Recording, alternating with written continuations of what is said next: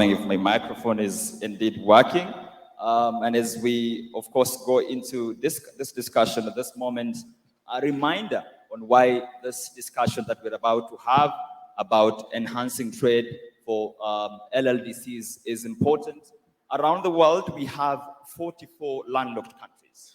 And it's no surprise that 32 of them are developing countries. This means, obviously, the challenges that we have been speaking about since morning kind of impede them from fully participating in international trade. So that's why it is important for us this morning to talk about the solutions and how to deal with these issues. To kickstart us off this morning, allow me to begin with Ms. Gladys Mutangadura.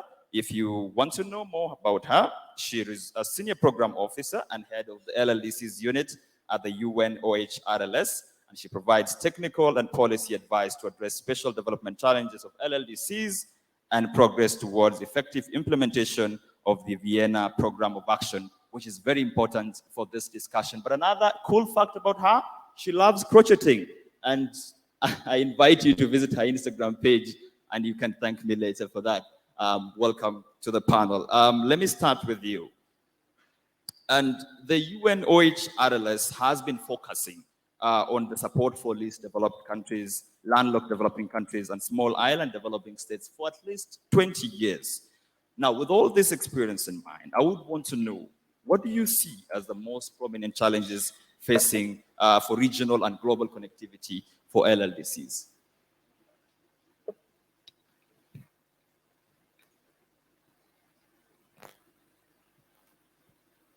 I think it should be fine.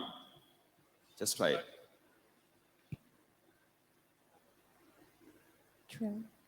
As we try and get technical help.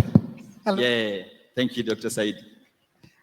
Thank you for your question, Victor. Yeah. Yes, when you look at the regional connectivity and its components, it includes the transport aspect, it includes the ICT aspect, it also includes the energy aspect, because without that, that connectivity cannot be achieved. And as speakers who have already spoken before me, this connectivity, regional connectivity, has two dimensions. It has got the hard infrastructure side and the soft infrastructure side. And the challenges tend to be associated with both sides. The biggest challenge which landlocked countries are facing is having that adequate infrastructure which is needed for seamless flow of goods to the through the transit countries to the seaports. So their major challenge there is missing links somewhere. Speakers have already said that. Difficulties in maintaining the built-up transport systems. They also have, in general, when we look at landlocked countries, we had a study which calculated that for landlocked countries, they need actually to build 200,000 kilometers of paved roads so that they can reach the global density averages. They also need to build like 46,000 kilometers of railway to be able to catch up with the global averages in density. And this is costing about 500 billion US dollars. And clearly, the landlocked countries cannot do it alone. There is need for support in those areas. So this is one of the major challenges. Another challenge is preparing bankable projects. That's a challenge for landlocked countries. We had a project which we had these past few years, which clearly indicated that they need capacity to be built in preparing bankable projects. There's need to have more facilities for project preparation. So that's one area where landlocked countries would, and their transit neighbors would need support, because they also depend on their transit infrastructure of the neighboring countries. Another problem which they are, a challenge which they are facing increasingly is climate change. Last year we had at COP27, we had a dedicated event on landlocked countries and climate change. And in that meeting, many landlocked countries were talking about how climate change disasters are affecting their infrastructure. One country indicated that just from one season of flooding, 70 bridges were washed away. And they had to grapple, to fix those bridges. When it's washed away, there is no connectivity. The same thing with some of the landlocked countries in Southern Africa, which experienced the cyclone Idai, which completely destroyed some of their infrastructure, the transport infrastructure. So these are some of the key challenges which they are facing. Also, another key challenge is accessing finance to construct some of this infrastructure. There is really need for a dedicated infrastructure funding for landlocked countries, because this is the heart of their issue, the heart of their problem. So it is important to have a dedicated funding source for landlocked countries to support them on that issue. In addition to these challenges, there are other challenges on the soft side, on the soft infrastructure side, trade and transit transport facilitation. But I will not talk a lot on that because I know the next speakers are going to speak on that. Yeah. The other, in conclusion, I would just like to highlight some of the challenges which have already been highlighted by previous speakers. The challenge of COVID, the challenge of geopolitical challenges. These are all affecting connectivity, and they need to be addressed. Thank you. Thank you very much. And obviously, I'm sure Mr. Holger is itching to respond on that trade finance aspect, but I'll ask you to hold a bit because I'm going to cross over to Ms. Rodel Lazaro. What I'm taking from what Ms. Mutandagura is talking about is trade finance represents, efficient trade corridors are key for enabling trade. And she was talking about how the roads get washed away, or the need to construct thousands and thousands of roads and kilometers of railways. But the Asian Development Bank has been undertaking assessments around this, the functioning of trade corridors around LLDCs. I just wanted you to tell us the main findings of these studies on trade corridors and the importance, perhaps, of things like one-stop border posts. Thanks very much, Victor. So first, probably to provide the context, the Asian Development Bank is a proud development partner supporting the Vienna Program of Action for LLDCs, and we are actually participating, supporting 12 of the developing member countries in Central, South Asia, and Southeast Asia. And our support are provided through sub-regional programs, which will bring me to the corridor development that was asked by Victor. So our sub-regional programs include the Central Asia Regional Economic Cooperation, which includes Azerbaijan, Kazakhstan, Kyrgyz Republic, Mongolia, Tajikistan, Turkmenistan, and Uzbekistan. And our South Asia Sub-Regional Economic Cooperation Program covers Bhutan and Nepal, and the Greater Mekong Sub-Regional Program covers Lao PDR. So our support on regional cooperation and integration supporting LLDCs can be covered in three pillars, which is for transport and energy connectivity, trade and investments, and regional public goods.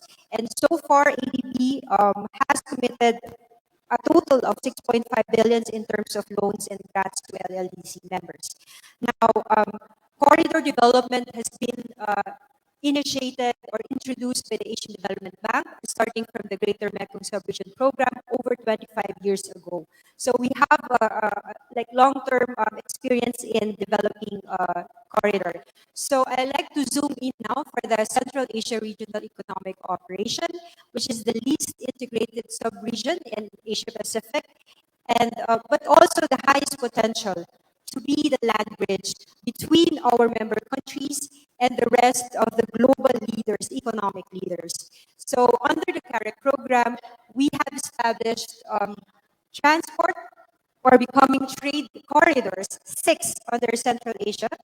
And over 2011, for the period of 2011 to 2021, transport project alone amounted to 11.5 billion, supporting CARIC member countries, which has built over 10,000 kilometers of roads and improvements, and over 6,000 kilometers of railways also.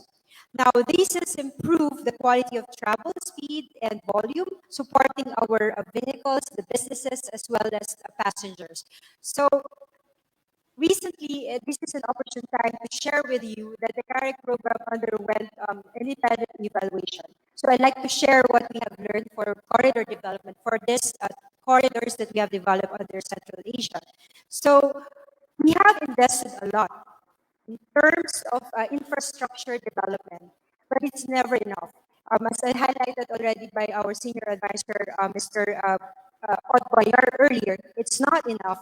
And trans infrastructure alone would only modestly support competitiveness of our regional economies. So the independent report underscored the need to address the trade bottlenecks and barriers, and has recommended very strong trade-related suggestions. First is to support investment climate and trade policy reforms to support countries' diversification. Second is to increase the support to modernize border crossing points and processes. Third is to promote multimodal corridor network with some focus on railways and aviation.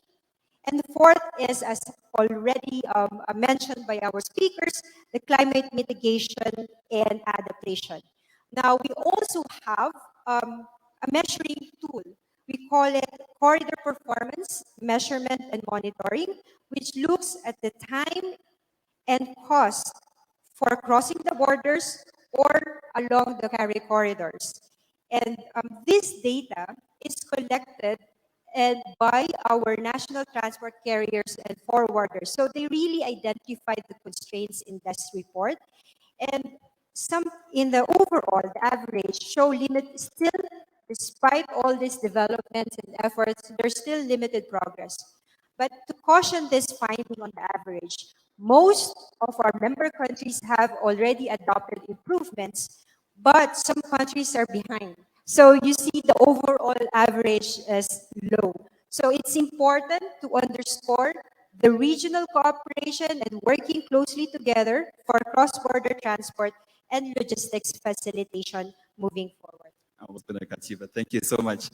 Obviously, you'll notice that each one of the speakers reinforces the point of the need for regional cooperation. But aside from the brilliant work she's doing at the Asian Development Bank, you might want to know that she finds Mongolia to be her second home, and she's always here at least once every month. Congratulations, you can clap for her. But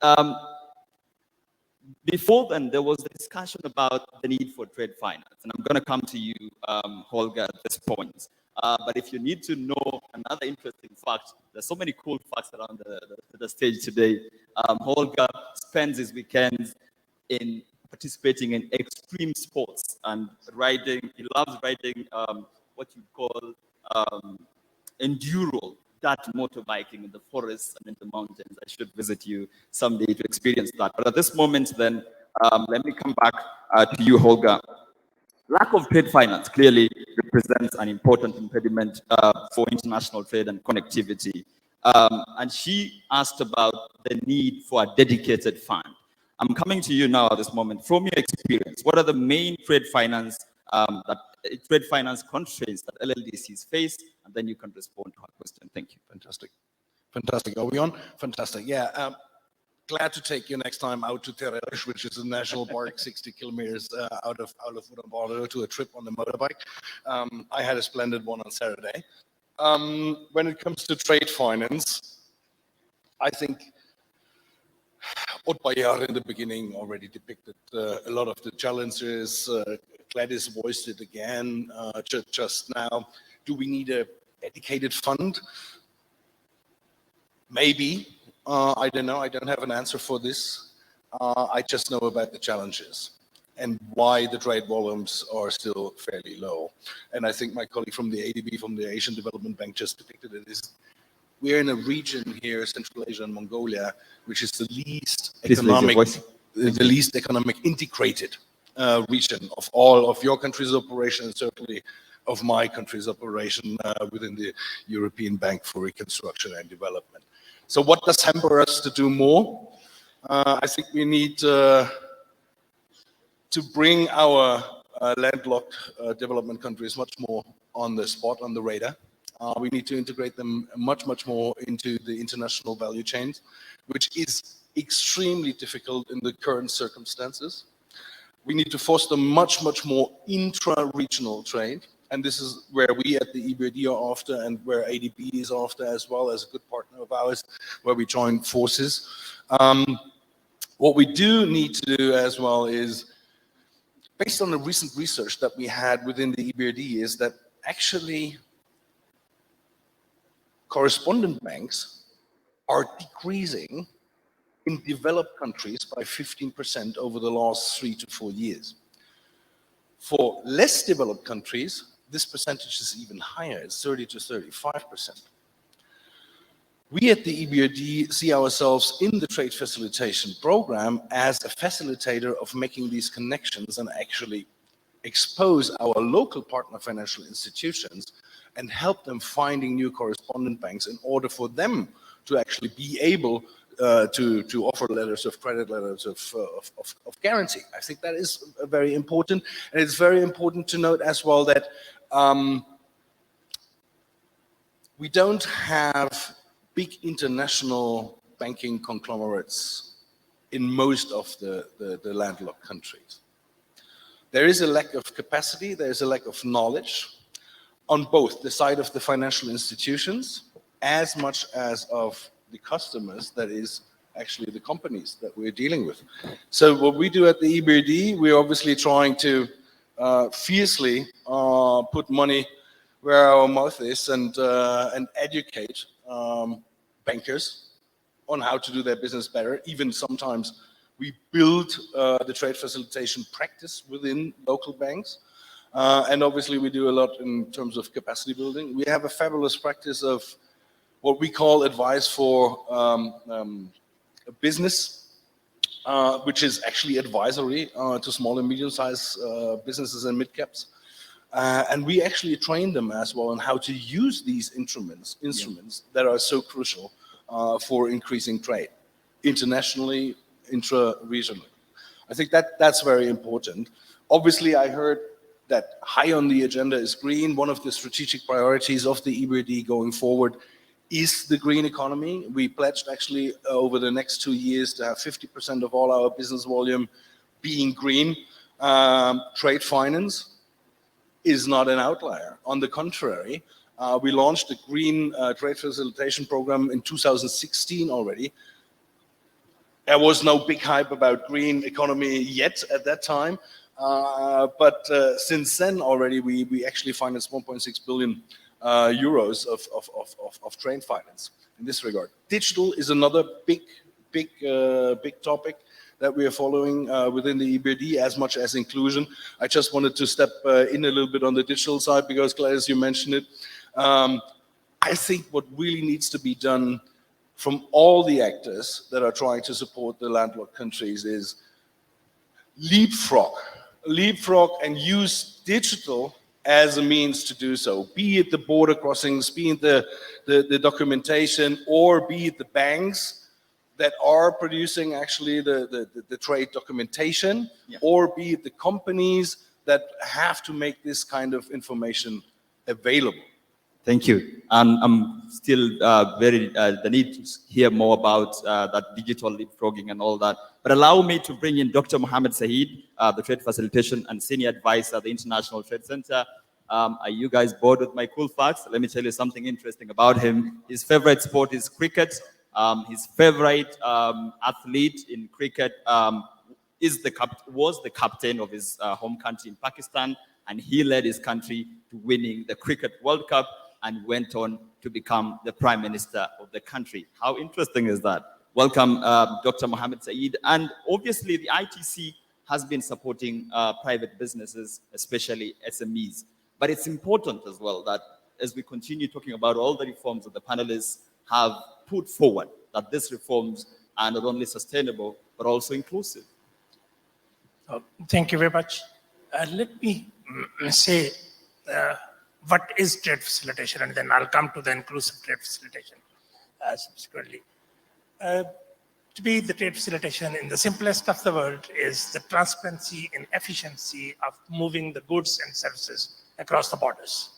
But when we say that it is the inclusive trade facilitation, I think it embodies a different, broader vision where no one is left behind and everybody contributes. Let me explain what I mean in detail. The first and the foremost important aspect of the trade facilitation is that the trade facilitation is a phenomena which is involving the majority of the government agencies at the border and behind the borders. So the first and the most important part of the inclusive trade facilitation to me is whole of the government approach, where the customs, where the SPS authorities, where the licensing authorities, where the standards and all others work from a point of view that everybody is contributing and collaborating. Unfortunately, in many of the developing countries, I have worked with more than, I think, 60 plus countries. Still, when we go to the government, I have been a part of the government, we are more driven by our mandate and the control mindset. But it is not about the control mindset, it is more about the facilitative mindset, it's more about collaborating with your partners, not stressing that what is my mandate. Of course, nobody is asking you to change your mandate, but the way you should discharge or comply or service your people who are in the field of trade, their mandate is to facilitate them. The second aspect is that reminds me that some wise men said that war is too important to be left only to the journals. And about the trade facilitation, I say the trade facilitation is too important to be left only to the government. So here comes the private sector. So unless the private sector is involved in design, implementation, and also providing the feedback, the trade facilitation cannot be inclusive. And when we are talking about involving the private sector, our experience is first that the trade facilitation reforms which work for SMEs will also work for the bigger companies. But it is not the other way around. So when you are trying to design it from the perspective of SMEs. Another aspect when we are talking about the private sector is that invariably in majority of the countries, even the advanced countries, the trade policy and the trade reforms are at best are gender neutral. So you need to bring in that perspective, whether it is the collection of data, whether it is the training, whether it is creating women-friendly infrastructure at the borders, whether you are creating separate lanes for them or special organization of special trainings. I think bringing the women is the most important because they constitute about 50% of the population. And one other sector of society, which are the marginalized communities, whether they are rural communities, whether they are small-scale farmers, or whether they are small-scale cross-border traders. We also need to bring them into the ambit of the trade facilitation and design the trade facilitation reforms. Only in this way, I would say we can have a truly inclusive trade facilitation reforms. Another aspect which I think how we should approach this trade facilitation is that we should follow the whole of the supply chain approach from the manufacturing premises going up to the consumer shelf. So it involves everything within your territory, in the destination country where you have to fulfill certain regulatory compliance requirement, and specifically at the border where you are trying to facilitate the goods by reducing its time, by reducing its cost, so that you can become more competitive. And in this, I think the partnership between private sector and the government is the key to have a successful impact. Thank you very much, Dr. Saeed. My takeaway is for us to move forward, all of us must be in it together. And Obviously, the biggest takeaway from that, one of the guiding documents that should have guided us to not leaving anyone behind is the Vienna Action Program. And I'll come back to you, Ms. Mitanga Ndura. The Vienna Action Program for LLDCs was the guiding document between 2014 and 2024. We're only 1 year away from the last year of that plan. But so far, could you help us reflect on the main achievements and give the examples of the progress made so far?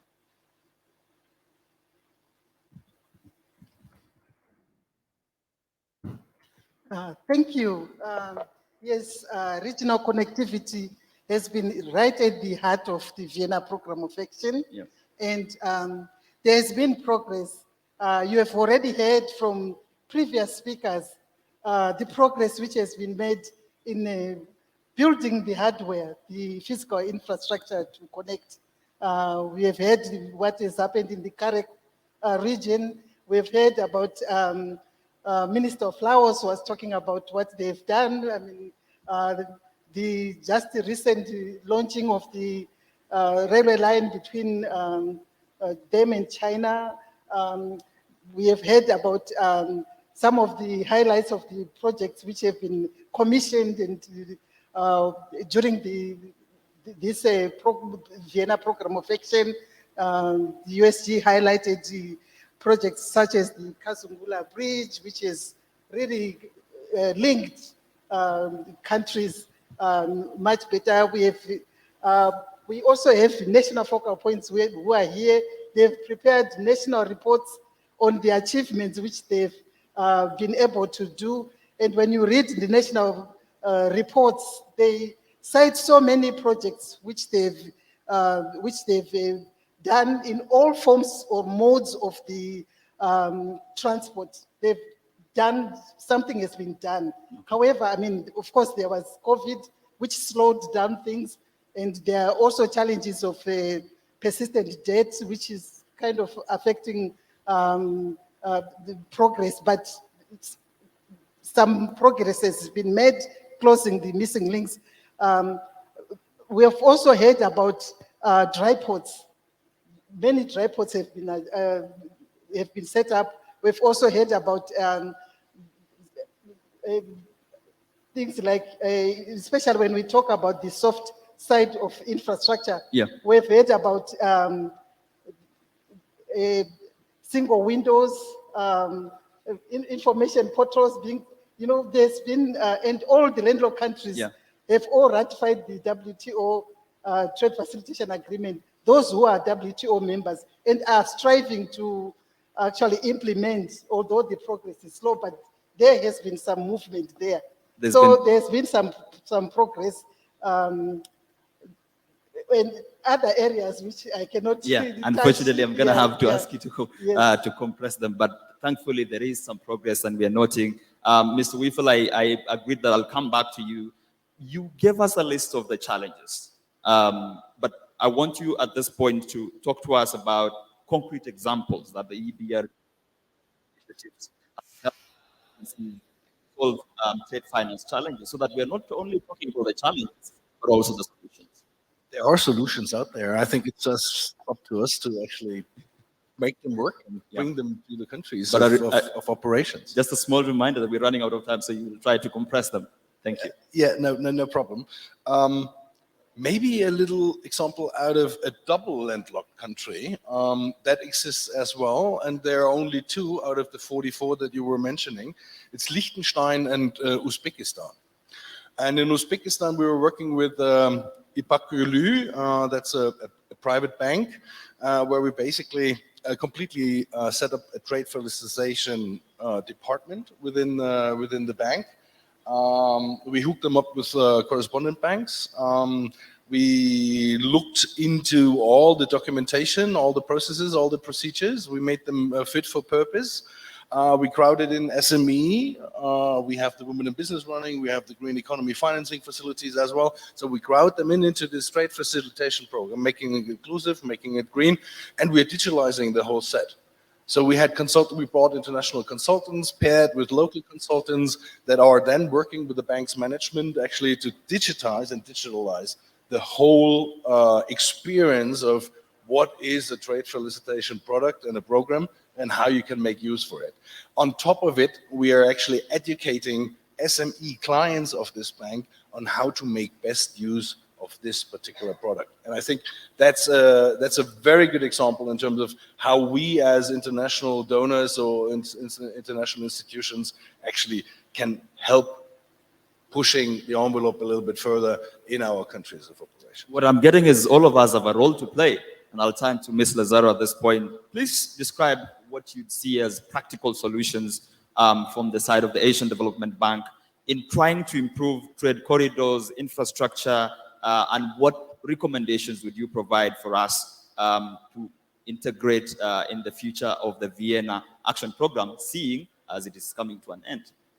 Thanks again, Victor. So basically, probably I'll just give an examples of the ongoing and pipeline projects, and maybe most of the countries can learn from these examples. So pipeline projects that we are supporting right now refers to transport and logistics infrastructure, improving customs and border crossing points. So for example, in Mongolia, we are implementing regional improvement of border services, and we are in the process of processing a new project.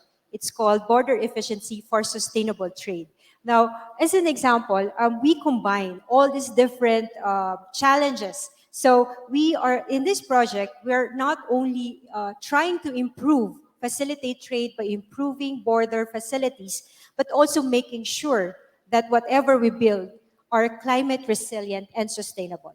And along that, we are promoting integrated trade systems for governments and private sectors to link up. And we are also trying to pilot a One Health approach at the borders. So this is an example that we are doing in Mongolia right now that other countries can also learn. The second example is Azerbaijan and Georgia are actually piloting a joint border control. So in this project, we are not only streamlining the border procedures, but also the planning, so that both infrastructure development from one border in Georgia would be in sync and aligned on the other side in Azerbaijan. And my third example is currently an ongoing project for both Kazakhstan and Kyrgyz Republic. This is the Almaty-Bishkek Economic Corridor. In this project, we are promoting wholesale market development, which would support our SMEs. We are supporting tourism development as well as the border crossing point as well. So maybe just one last point is there were questions in terms of facilities. We actually have, in partnership with other development partners and donors, ADB has established Asia-Pacific facilities for countries to identify and develop bankable projects. That's one for infrastructure and another one for climate resilient infrastructure developments. Thank you, Victor. Thank you very much. At least she managed to wrap up her points with the time. Dr. Said, let me come to you. You spoke very passionately about the need for gender reforms, for the reforms to be gender inclusive. Please, at this point, give us examples of what can be done for sustainable and gender responsive trade facilitation and how this would fit in the Vienna Action Program. Thank you very much to ask this question. Let me share the experience which we have done in the region, especially I'll go to the Central Asia region, where we are having a EU-funded project implementing, and that will tell us how. When we are talking about the sustainable development, sustainable trade, it starts with facilitating the trade of those environmental friendly goods. But more than that, it covers every kind of transaction, which is the cross-border transaction, whether it is only the payment or also the movement of the goods, which involves reducing the time and cost in a manner which is environmental friendly. And I would say we are lucky that we are living in an era where technology is helping us. So the digitalization is the biggest, I would say, the tool which is contributing towards sustainable trade facilitations. Our sister organization, UNESCAP, has a convention on the agreement on the paperless trade. Many are implementing that. We are helping the Kyrgyzstan government for their digital reforms, for the trade facilitation. And also we have heard many times also from the USG about the role of the trade facilitation or trade information portals. This is also a digital tool which tells the SMEs and everybody working that what they need to do, where they need to go, what form they should take, and that is at the national level. But we have run this innovation in the Central Asia that after developing all these TF portals in all the 5 regions, we have all the 5 countries, we have developed a Central Asia gateway where all these nationals can talk to each other, and you can trace a product originating from Turkmenistan going to the Uzbekistan, both from the export angle and the import angle. This brings me also to your second point, which you are asking about. The key component in the same project is about the gender responsive trade facilitation. As I said in my initial remarks, that generally the gender aspect is taken for granted sometimes and not given the importance which it deserves. Because when you design any trade facilitation reforms, it is not only good to design that, you must make sure because any policy is as good as implemented. So you also need to build the capacity of those who are involved in trade, whether it is the SME coaching or whether there are dedicated sessions for the female business owners or the female traders who are involved in that trade. We have created also, we call it the trade information desks at the border of Sierra Leone, Liberia, and Guinea, as well as on the border of the Niger and the Nigeria, where majority of the small-scale cross-border who are trading cross-borders are women. So we help them to guide the documentation and to take through the process.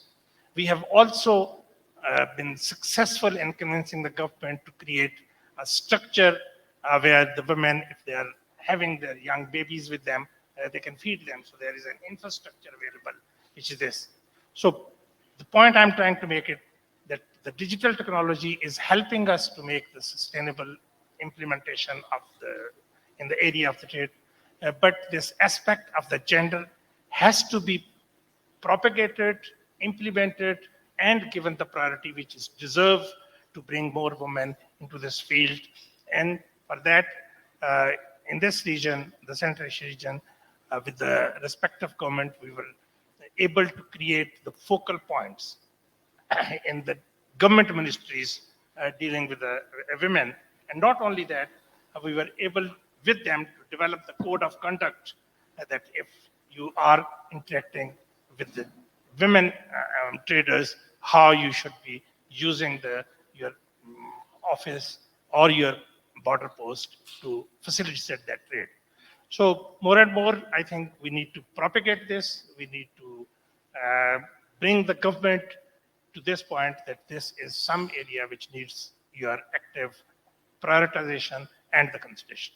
Thank you very much, Dr. Saeed. I'm sure you have, ladies and gentlemen, you have a lot to say regarding this topic, but we can't exhaust it because of the time. But I'll give each one of you some 40 seconds to just give us your top 3, if you can make it 2, or even if you can make it 1, top 3 things that you think LLDCs shall start doing today to enable stronger regional connectivity and implement the Vienna Action Program. And I request all of you to please respect the time. I'll start with you, Dr. Said. Once again, you can give us 3 top points, but if you can make it 1 or 2, we'll appreciate it. Thank you. No, thank you. What is different between LLDCs or the normal countries who are trading? For any landlocked countries, you add at least additional 2 borders to goods reach to them.